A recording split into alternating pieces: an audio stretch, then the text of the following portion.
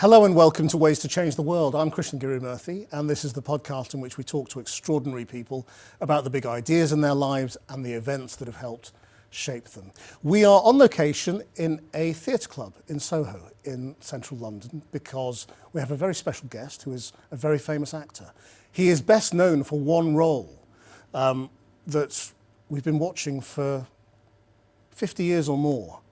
But he's here in London for a musical based on his own experiences as a Japanese American who was sent to internment camps.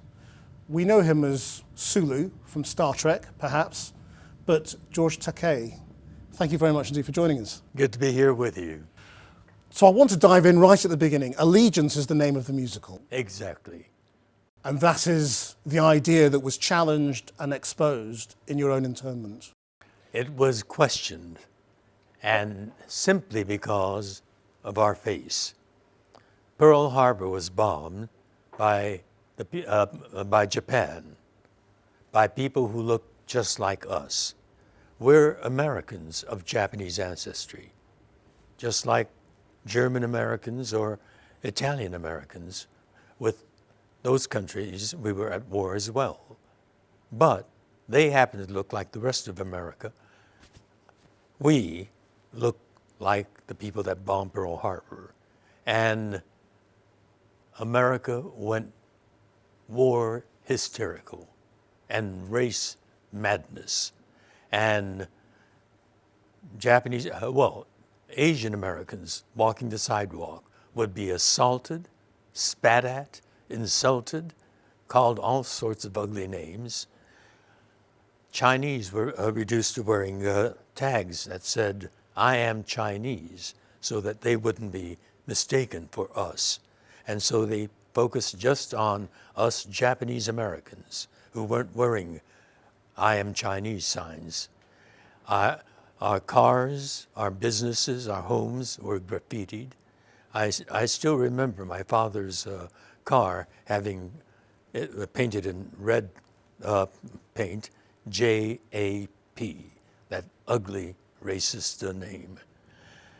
And even the government got swept up in that hysteria. The government came down with a curfew, and then so that meant Japanese Americans had to stay home all night. The next morning, if we should go to the bank and try to make a deposit or a withdrawal, we discovered that our bank accounts were frozen. Our money was taken away from us. Some families lost their entire life savings with that freezing of the banks. And that kind of hysteria went all the way to Washington, D.C., where the Congress rang out with the same kind of epithets that were yelled at us on the streets. One Tennessee senator said on the floor of the U.S. Senate, "Any Japanese in this country will stab you in the back." Reckless, irresponsible statements like that. And first of all, how many Japanese would a Tennessee senator know? And this kind of hysteria went all the way to the White House, where President Franklin Delano Roosevelt was swept up by fear. This was the president who, during the Depression, when the country was in the depth of an economic depression, tens of thousands of people were unemployed, homeless, lining up for a bowl of soup, their spirits broken. The president needed to galvanize these people to bring the economy up. And so he said to them, "We have nothing to fear but fear itself." But 10 years later, in the 40s, even that president became fearful because Pearl Harbor was a surprise attack. We weren't prepared for it. Over 2,400 people were killed. 20 ships were sunk, 8 of them major battleships. It was a terrifying, devastating bombing. And the president realized he had the whole West Coast open and vulnerable and became fearful. And on February 19th, he signed Executive Order 9066, which ordered all Japanese Americans on the West Coast to be summarily rounded up with no charge, no trial, no due process, simply imprisonment. Do you remember Pearl Harbor? I mean, you were young. I was 4 years old when Pearl Harbor happened, but when the soldiers came to our home, I turned 5 years old. I was not aware. I was too young to understand anything. I had a younger brother, a year younger, and a baby sister who wasn't even one yet, an infant. And so I didn't realize and become aware of something terrible until early in the morning in May. I had just turned 5 years old in April. My father came into the bedroom that I shared with my brother, dressed us hurriedly, and told us to play in the living room while our mother and he did some last-minute packing. Our baby sister was in a crib in their bedroom. We had nothing to do in the living rooms, so we stood by the front window, just gazing out at the neighborhood. Suddenly, we saw two soldiers marching up our driveway. They carried rifles with shiny bayonets on them. They stomped up the front porch, and the steps were right in front of our window, stomped across the porch, and with their fists began banging on the door. Henry and I were frozen. We were terrorized. My father came out of their bedroom, opened the door, and they literally pointed the bayonet at our father.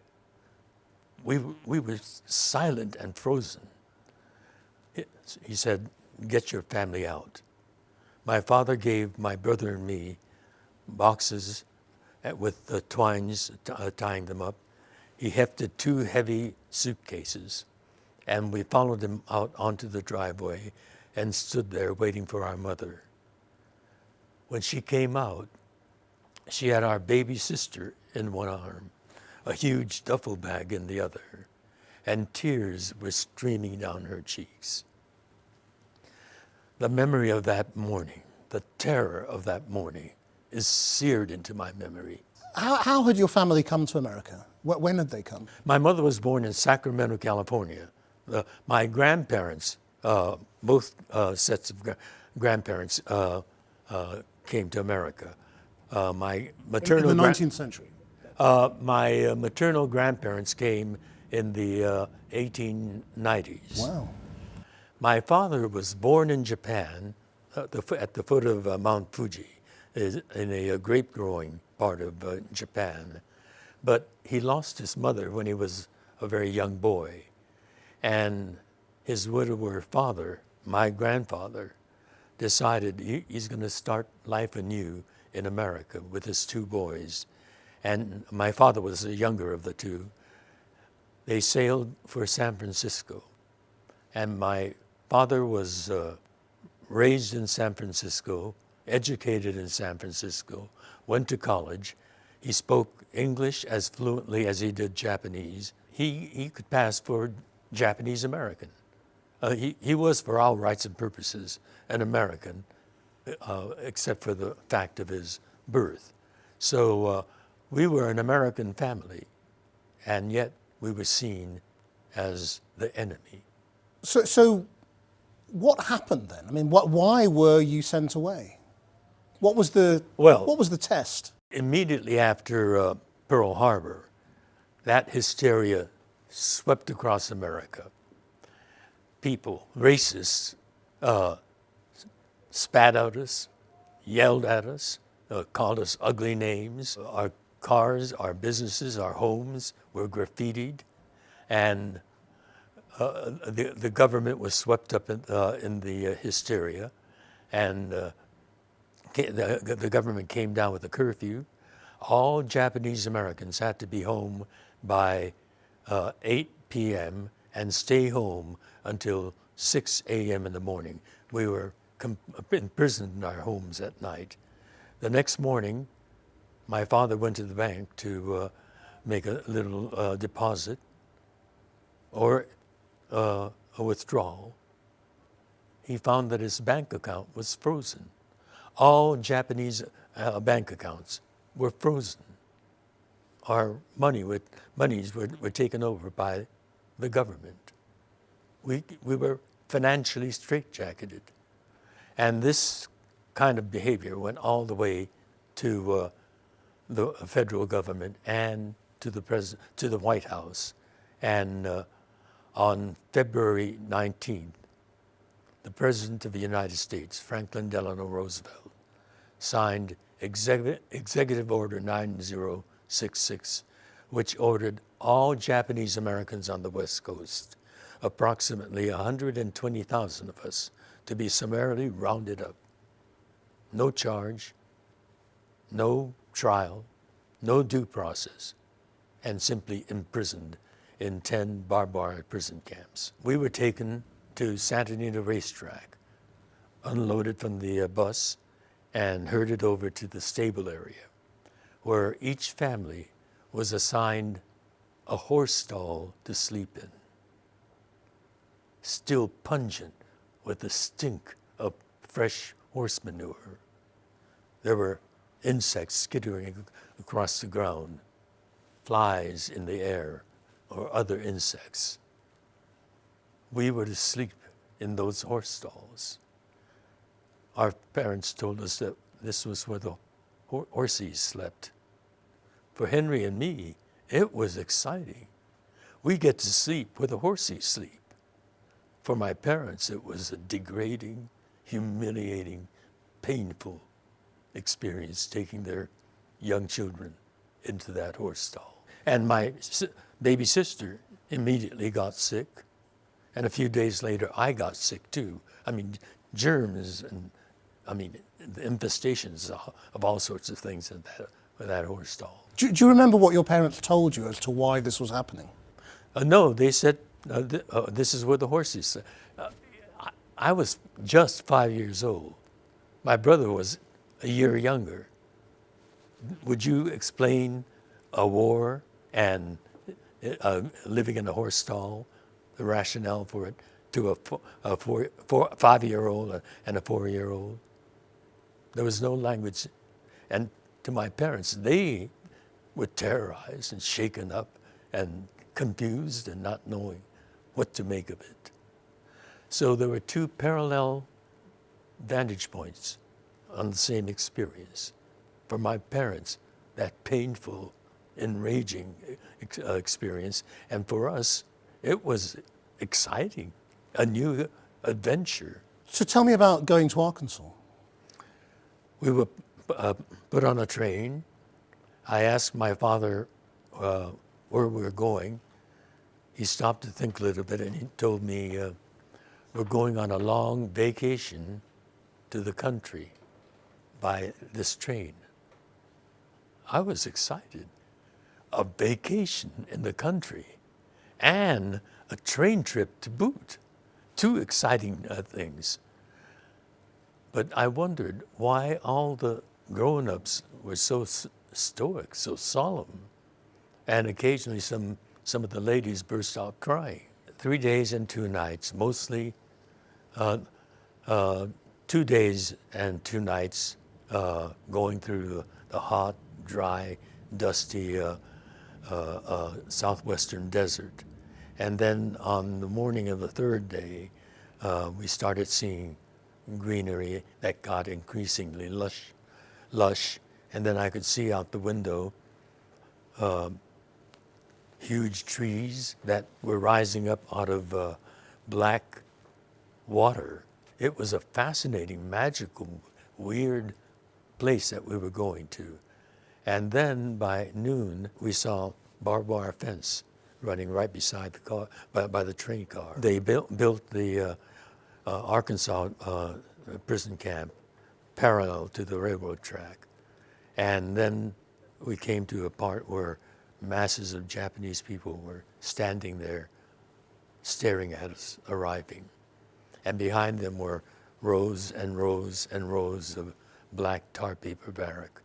And we saw tall towers with soldiers, stern-looking soldiers, glaring down at us, holding their rifles. I mean, you're conjuring a very vivid image of something we've all seen in the movies, but there's controversy, or there was controversy, over how you describe those.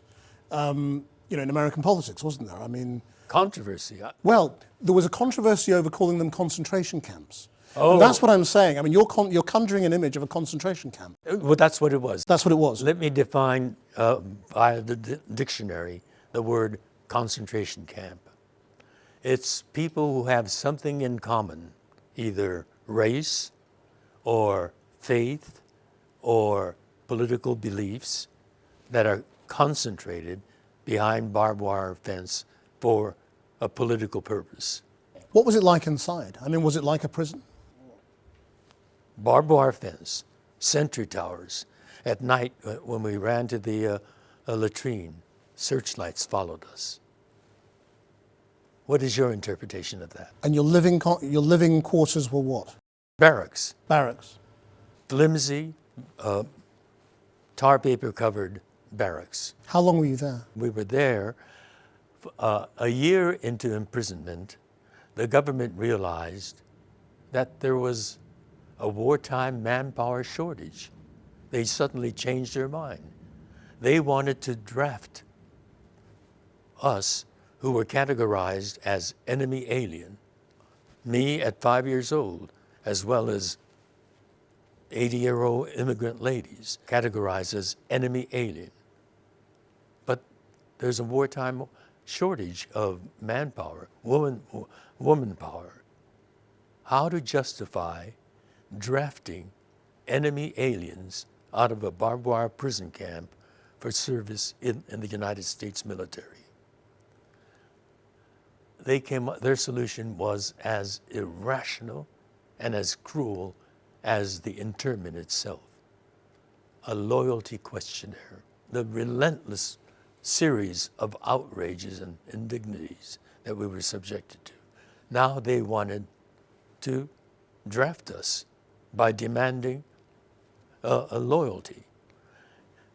And in the confusion and the chaos of wartime, many incompetents got lodged in the bureaucracy of the military and the government. And it was clearly these incompetents that were assigned the drafting of the loyalty questionnaire. It was about 35 to 40 questions, most of them innocuous.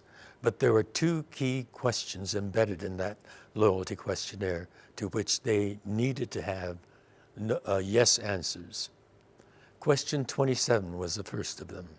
It asked, will you be willing to serve in the United States military on combat duty wherever ordered? There was no thought given to the complexity of that question. That being asked of my parents, who had three very young children. I was 6 by then, Henry was 5, and our baby sister was 1, a toddler.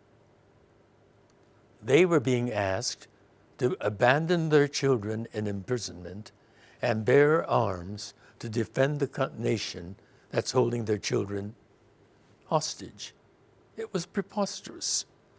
They answered honestly, no.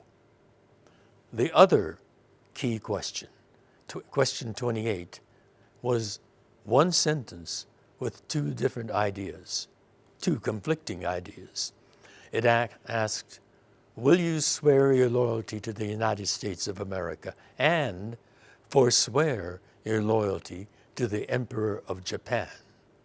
The word forswear assumes that we already have an pre-existing loyalty to the emperor, which was ridiculous. We're Americans, born in this country, raised in this country, and our thinking is as Americans. And so how are they to answer that? after all this outrage, if they answered, no, I don't have a loyalty to the emperor to forswear, that no carried over to the first part of the very same sentence. But if your desire, your instinct to answer yes was stronger, if you wanted to answer yes to the first part, will you swear your loyalty to the United States, that yes applied to the second part. You had to admit having an allegiance You were to Japan. confessing Yeah. to a non-existent loyalty to the emperor. It was outrageous. They didn't think this through. If all they had to do was put a period after, will you swear your loyalty to the United States, period. And the second part would be a separate idea. But no, they put two together. They were illiterate people that put the questionnaire together. My parents answered no to that as well. That was an honest answer. So many people answered honestly. They would not. But the other part of it, that is, so particularly young people were so angry, and they would wanted to just get out of imprisonment, and they would do anything to get out. They bit the bullet, swallowed the ugly taste of compromise, and answered yes to those two questions. And they were drafted out of a barbed wire prison camp and put into the United States military. The women were put into the WACS, the Women's Army Corps. The men were put into a segregated, all Japanese American unit, the 442nd Regimental Combat Team. The men of the 442nd decided they're going to give it their all.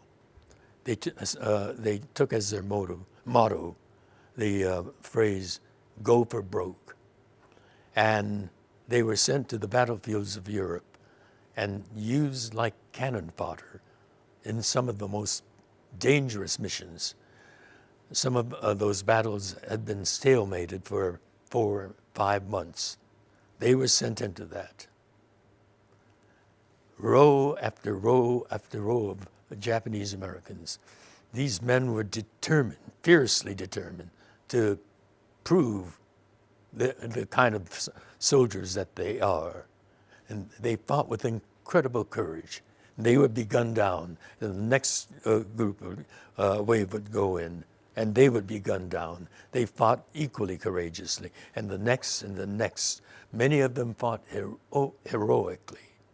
They sustained the highest combat casualty rate of any other unit in the Second World War. And when the war ended, the 442nd came back to the United States as the single most decorated unit in the military history of the United States. They were welcomed back on the White House lawn by President Harry Truman, who said to them, you fought not only the enemy, but prejudice, and you won. And what happened to your mother and father after they answered those questions? They were recategorized as disloyals, and they had to be segregated. Disloyals. Disloyals. That's what they were called. And the camp in Northern California, right by the Oregon border, was recategorized as a segregation camp for disloyals. This camp turned into the most notorious of all the 10 camps, and also the most populous, the biggest of all camps. Most of the camps had anywhere from 6,000 to 11,000 people. Tule Lake had 18,000 people who were categorized as disloyals. There were people who said, all right, you're going to call us the enemy. Right after Pearl Harbor, I rushed to the recruitment center to volunteer, and you called me an enemy alien and denied me service. And now, at this point, you want me to serve you, to fight for you? Well, I'll show you how I can fight. I'm going to fight for the Emperor of Japan. these men had initially volunteered, but they said, I am going to show you what kind of enemy you have to contend with. We're going to keep ourselves fit, and when the Japanese army lands on continental United States, we'll rise up and join them and fight America. These radicals were radicalized by the government. They were patriotic young men at the beginning of the war, but it was the stupidity and the outrage, the cruelty of the government that turned these young men into enemies. As time goes on, do you become less angry, more angry? What's the overriding emotion about these things?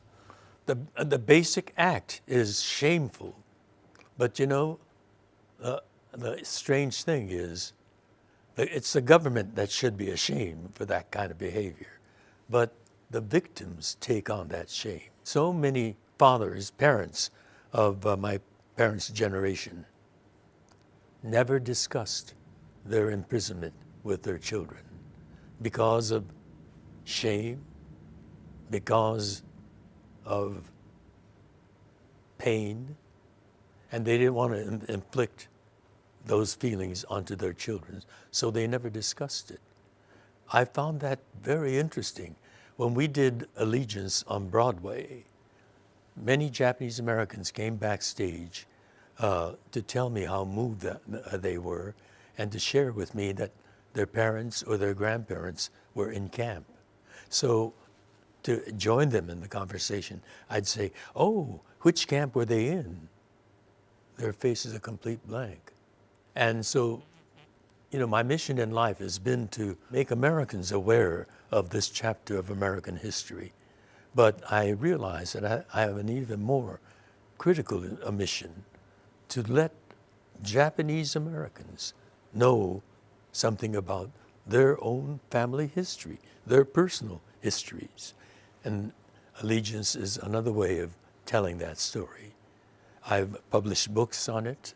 I have currently a bestseller titled They Called Us Enemy, as a graphic memoir targeting the teenage generation. It's told in comic book form. I have another book coming out, which I wrote during the pandemic quarantine, a children's picture book, which targets two generations, Daddy and Mommy reading to little Janie and little Johnny. So two more generations to know the story. I mean, you were telling me about how men were radicalized by the way they were treated, which is a narrative we're familiar with even today. Were your own feelings about America ever challenged, your own allegiances, when you think about this? When I was a teenager, I was very curious about our imprisonment. And so I asked my father about it, and we had many after-dinner conversations about it. And it was my father. I realize now what an extraordinary man he was. He was in our family the one who bore the pain and the anguish the most, and yet he was able to tell me about American democracy. He loved Abraham Lincoln, and he often quoted from his Gettysburg Address, a government of the people, by the people, and for the people. He told me that the ideals of American democracy, the core tenets, are noble ideals: equal justice, government by law, due process. We as citizens have a responsibility, and part of that responsibility is to make those ideals real. We have to be active participants, engaged in the political life of this country. And he's urged, my brother and my sister both, but particularly me, because I was the one that was always asking questions about the internment. He said, we have to be engaged at school as concerned citizens, do volunteer work, be active in the political arena. And so I ran for student body president, won. I was senior board president of during my senior year. My father, before I was even registered to vote, he took me to the Adlai Stevenson for President campaign headquarters. He was the great governor of Illinois. I went with him and we volunteered. And I found that a presidential campaign, or any political campaign, has elements that take well with a theatrically oriented young guy. So it was my father that guided me into my activism. And once you've been through that, do you spend your adolescence and young adulthood waiting for your allegiance to be questioned again?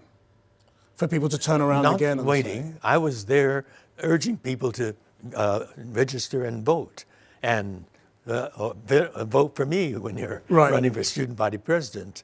And so I was an activist, and they couldn't challenge my loyalty. That was no, that never happened. So you weren't afraid, having been through that it could happen again? I was working with in the civil rights movement. I marched with Dr. King.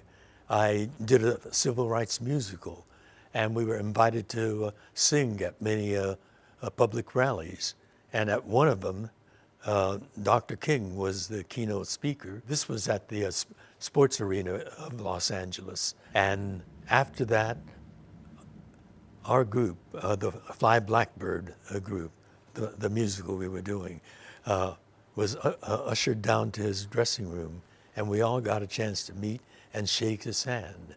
And so I was involved in American activism. I was a member of the Entertainment Industry for Peace and Justice, EIPJ, famously led by Jane Fonda. I worked with Donald Sutherland as well, but most closely with Jane Fonda on organizing rallies and getting the Asian American community to come out. So what's remarkable about that is how quickly you seem to have been able to recover your life, Yes, having gone through this, yes. and your ideals and your dreams. So But how it did wasn't so quickly because, at the core that was an unjust imprisonment. America made a mistake. And in the 70s, a movement began in the Japanese American community for an apology and redress for that. And by the 70s, something undreamt of when we were behind barbed wires, Japanese Americans were in the halls of Congress as elected representatives. The House of Representatives had 3 Japanese Americans. The U.S. Senate had 2 Japanese American senators. Both were veterans of the 442nd, the heroic Japanese American unit. And so we had these Japanese Americans in Congress to give leadership to us, and we worked the grassroots. And Congress formed a congressional commission to gather information on the internment of Japanese Americans. And in 1981, they held hearings, and I testified at that hearing. And they produced a report which found that the internment was caused by 3 things. 1, war hysteria. 2, racial prejudice. And 3, failure of political leadership. This report went to the White House. And in 1988, President Ronald Reagan, officially on behalf of the people of the United States, apologized for what he called a grave mistake. And he signed the Civil Liberties Act, which authorized the payment of a $20,000 token redress for those who were still alive, those survivors still alive in 1988. And how alive do you think those prejudices and weaknesses are in America today? It's alive everywhere. Look at Ukraine.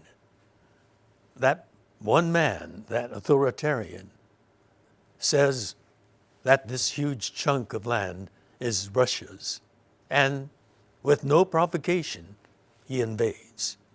That's a lie.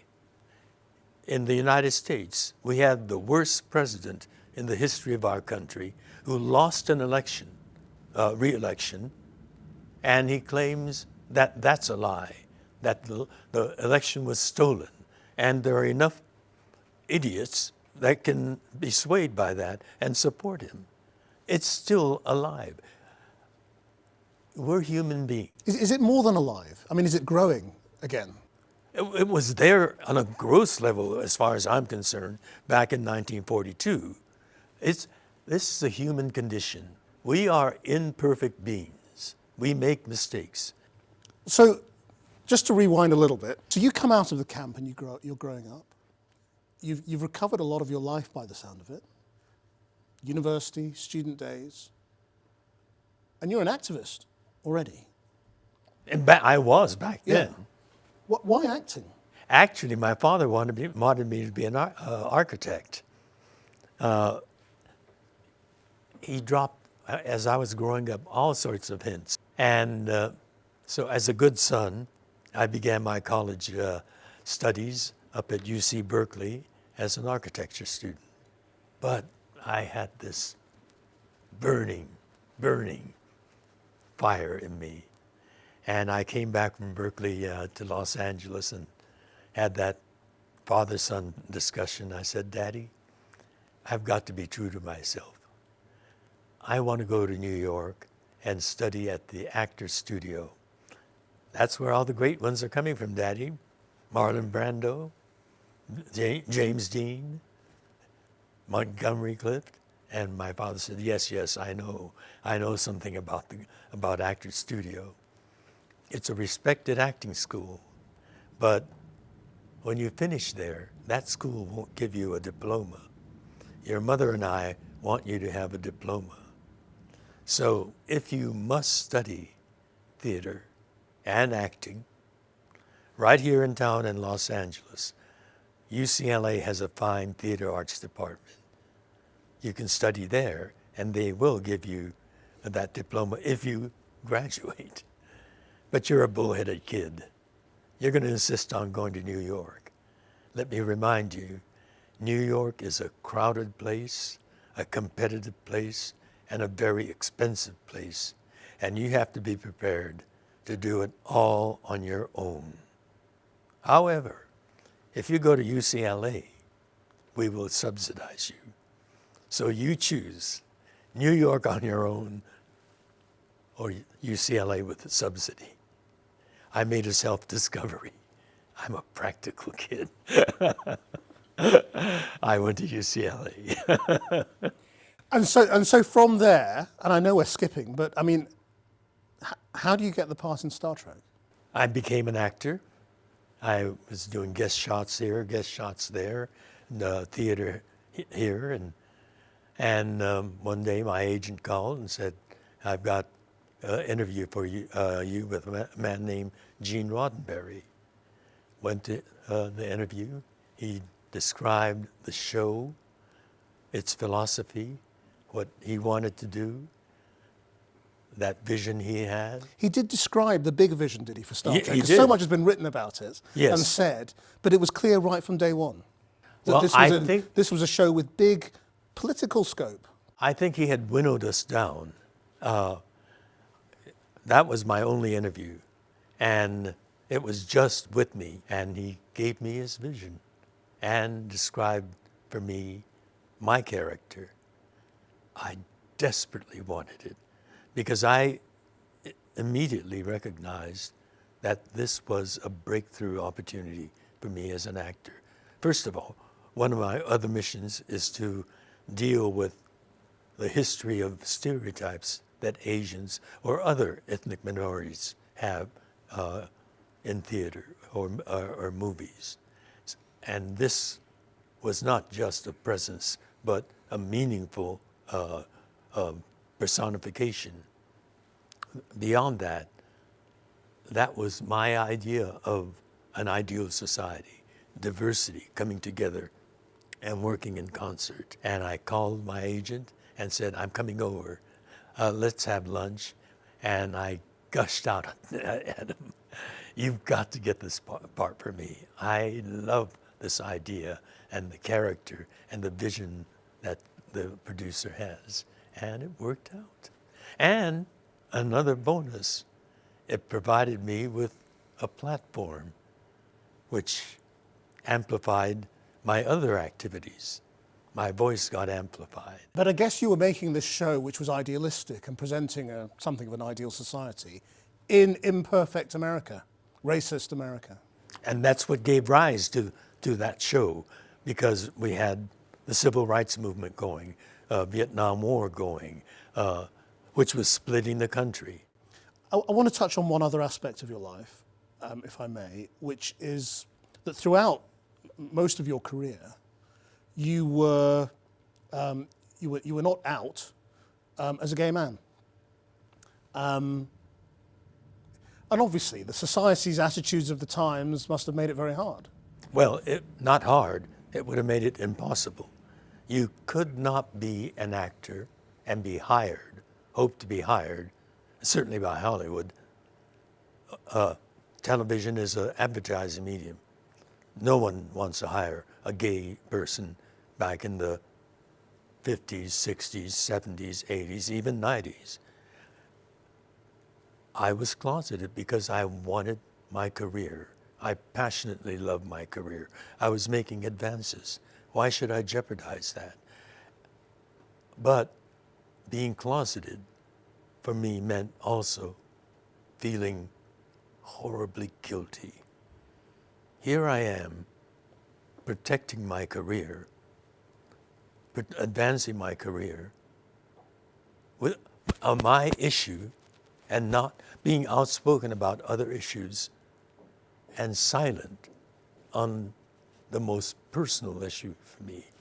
And here are these other people that had forsaken, sacrificed everything, their jobs, their careers, some their families.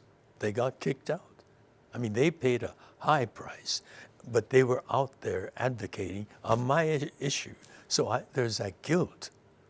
I see them demonstrating, speechifying, and I'm with them, but silent. And then the AIDS plague hits, and friends are suddenly getting sick, drastically losing weight, ugly purple spots on their faces. I went to visit some of them in hospitals. The treatment they were getting was outrageous, inhuman. I needed to participate in that, so I did it silently, writing checks. And I was closeted for most of my adult life. We've talked about the fight against racism as a perpetual struggle, something you have to keep fighting. Do you think the fight against gay rights is won by comparison, or does it also need to keep struggling? There's that element that's always going to be there, but I think we have made progress. We had an eminently credible candidate for the presidency of the United States in the last election, Pete Buttigieg, a mayor of a city in Indiana that we were talking about, and now serving as the Secretary of Transportation. Imagine that, a gay man talking about public transportation in Indiana. And there he is, and I'm sure he's going to run for president again. So we have made unimagined progress. Were you ever able to come out with your parents? My father had passed, but I was together with Brad while my mother was still alive. And she knew Brad as my buddy. I never came out to her. I just wanted to finally come back to why you're here with the musical, with Allegiance. How do you you've told a very moving story about your early life. How do you turn something like that into a musical, which also has to have joy and uplift? And which it has. It's a fictional family. It's not my family. but they go through the same kinds of experiences that my family went through. My father had his personal philosophy. We have a term called gamang, perseverance, endurance. He said, that doesn't mean just teeth-gritting determination, this strenuous muscle-flexing thing. It's also the strength to find beauty in harsh circumstances and to create our own happiness in the horrible circumstances. If you could change the world in any way, I guess we could. If I ruled the world. But what would you do? What would I do if I ruled the world?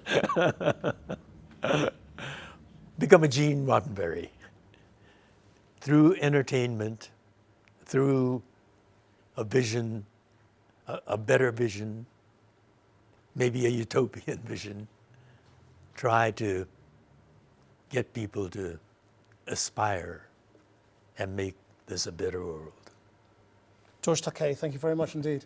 I hope you enjoyed that as much as I did. If you did, then please do give us a rating or a review so other people can find this podcast. You can see all of these interviews on the Channel 4 News YouTube channel. Our producer is Imahn Robertson. Until next time, bye-bye.